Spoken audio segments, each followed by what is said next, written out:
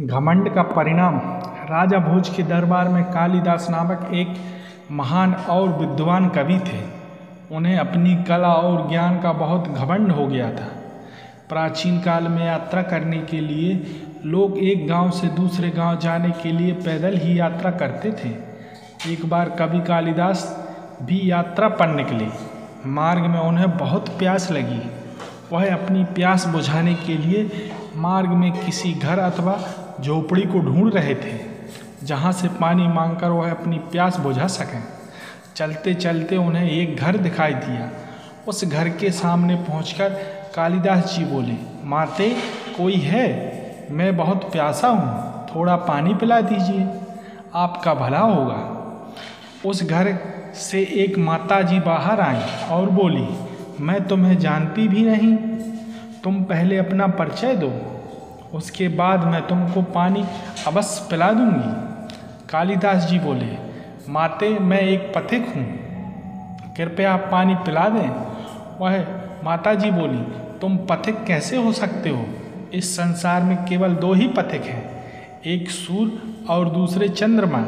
वे कभी नहीं रुकते, निरंतर चलते ही रहते हैं। तुम झूठ न बोलो, मुझे सत्य बताओ। कालिदास जी बोले, मैं एक अतिथि हूँ, अब तो कृपया पानी पिला दो। माता जी बोली, तुम अतिथि कैसे हो सकते हो? इस संसार में केवल दो ही अतिथि हैं, पहला धन और दूसरा है यौवन। इसे जाने में समय नहीं लगता। अब सत्य बताओ, तुम कौन हो? कालिदास जी प्यास के कारण और तर्क से पराजित होकर हताश हो चुके थे। जैसे तैसे करके वह बोले, मैं सहनशील हूँ, अब तो आप पानी पिला दें। माता जी बोली, तुम पुनः झूठ बोल रहे हो। सहनशील तो केवल दो ही हैं, एक धरती जो पापी और पुण्यवान सबका भार सहन करती है, धरती की छाती चीरकर बीज बो देने पर भी अनाज के भंडार देती है। दूसरे सहनशील है पेड़, जिनको पत्थर मारो तो भी मीठे फल देते हैं। तुम सहनशील नहीं हो, सच बताओ तुम कौन हो? कालिदास जी अब मूर्छा की स्थिति में आ गए और बोले, मैं एक हठी हूँ। माता जी बोली, क्यों असत्य पर असत्य बोलते जा रहे हो? संसार में हठी तो केवल दो ही है, पहला नख और दूसरा केस अर्थात बाल। उन्हें कितना भी काटो वे पुनः निकल जाते हैं। अब सच बताओ तुम कौन हो?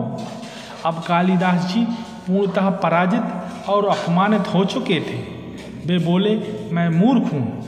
माता जी बोली, तुम मूर्ख कैसे हो सकते हो? मूर्ख तो दो ही हैं, पहला वह राजा जो बिना योग्यता के भी सभी पर शासन करता है, और दूसरा है उसके दरबार का पंडित। राजा को खुश करने के लिए उसकी गलत बातों को भी सही सिद्ध करने की चेष्टा में ही लगा रहता है और सदैव उसका झूठा गुणगान करता रहता है।